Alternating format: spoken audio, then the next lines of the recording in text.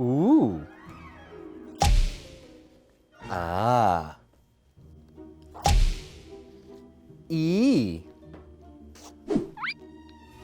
Ah! How'd I do that?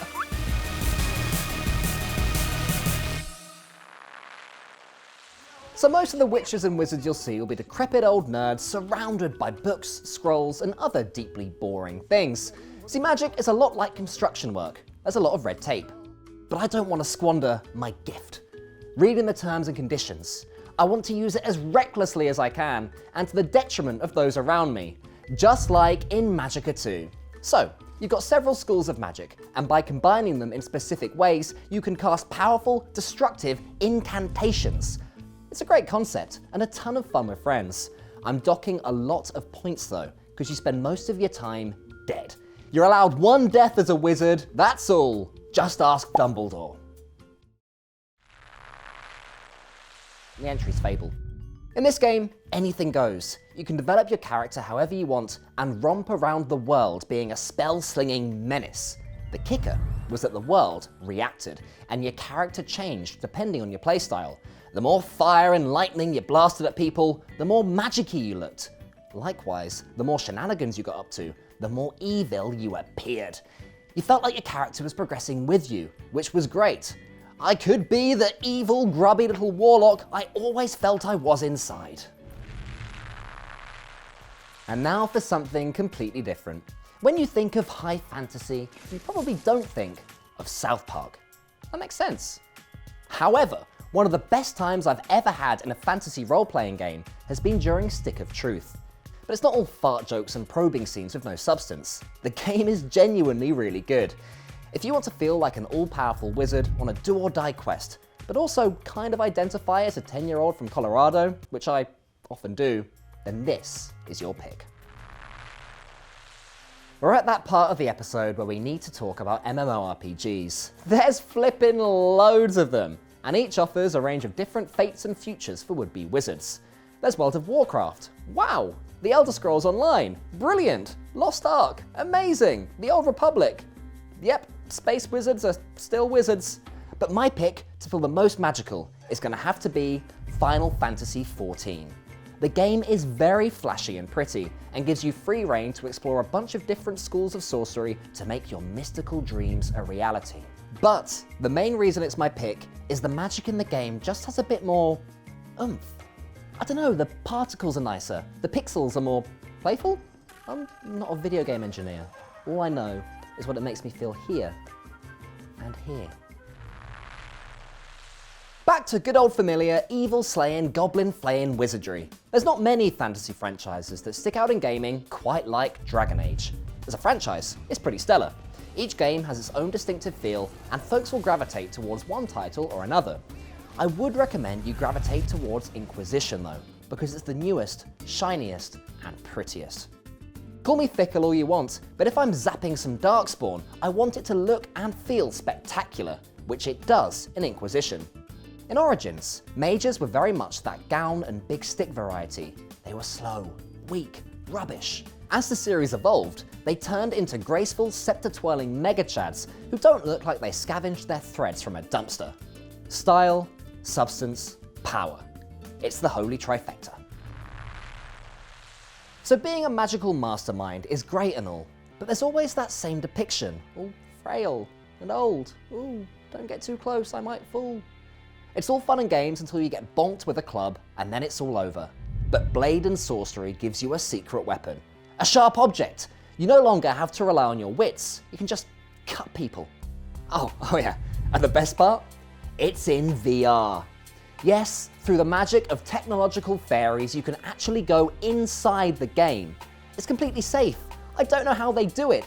It's a brilliant experience though. And with a fireball in one hand and a sword in the other, you will feel awesome. The systems all intertwine with each other. You can douse your sharp pointing instrument with hot fiery goodness, mixing brains and brawn with visceral results. If you've got a VR headset, go give it a go. If you don't, you can't. Sorry. As you all know, I have one rule in life. Out with the old, in with the new. Everything that's new is better. New Vegas, great game. New Orleans, great food. New Zealand, easily my favourite Zealand. But I'm about to break this rule by talking about something old. This. It's called Arx Fatalis, and it's by the same studio that made Dishonored, Deathloop, and Prey. But why aren't I talking about those, which are newer and clearly superior? Because there are no wizards. Arx Fatalis, despite its age, is brilliant. It's deep, challenging, and innovative. Rather than pressing a button and casting a spell, you have to trace incantations with your mouse to call forth mystical energies to melt someone's face off. It's probably the smartest game I've ever played, and I played Monkey Island. We're now into our top 3, prime wizarding territory, and we're kicking things off with probably the best tactical RPG ever made, Divinity Original Sin 2. Not that original then, is it? It's like a giant D&D campaign in which you can play with no friends, which is great for me. If you do have friends, congratulations, you can also play with them, I guess. While friendship is one type of magic I don't fully understand, it's not on par with the ice storm and flame tornado variety, which is much more exciting. Thankfully, Divinity has loads of that. The key draw to the magic in the game is the way it interacts with itself and the environment. You can draw forth deep oil reserves from the earth, spray them all over the battlefield, then set them on fire, then put them out with rain to create steam, then zap the steam to create little lightning clouds, etc, etc. It's a magic system for any of you who like to think 2 moves ahead, or just want to watch the whole world burn.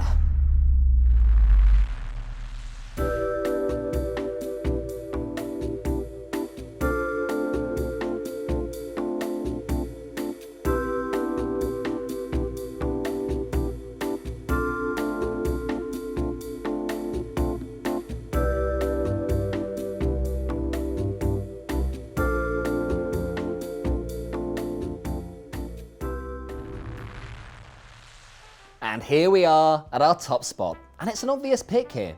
We can't talk about fantasy worlds which give you the means to do whatever the hell you want on your rise to Grand Overlord Wizard of the World without talking about Skyrim. Yes, the big mamoo of open world RPGs, Skyrim remains to this day as a surefire way to live out all your fantasies of riding dragons, setting fire to mammoths, and setting fire to mammoths whilst riding dragons. But Skyrim is not our number 1. No, my favourite game to play to feel like a badass wizard is Skyrim's granddad, Morrowind. Yeah, you like that? Because in magician circles we call that a sleight of hand. Well, I guess sleight of mouth here. I don't know. Anyway, why is Morrowind, the older, uglier, less advanced game, better? Well, not just because I say it is, but because it's all just a bit more bonkers. Yes, you have all your classic spells, but the big draw is, and something that Skyrim was sorely lacking, custom spells. You can push your little mana-fueled frame to its absolute limits by crafting some absurd spells that have all the destructive capability of a thermonuclear warhead. You may have to cheat a little bit and use console commands, but isn't magic just cheating really anyway? All is fair game, I say. And that is why Morrowind is my top pick. Don't agree? Great, Skyrim can be number 1. Don't agree with either? Tell you what, I'll close my eyes for a second, and you can pick anything you want to be number 1. I'll wait. And there we have it. The top games to feel like an all-powerful badass wizard featuring your favourite game at number 1. See, I knew beforehand you'd disagree with me. That's why I let you pick. And this way we all win. It's the magic of foresight. Anyway, bye.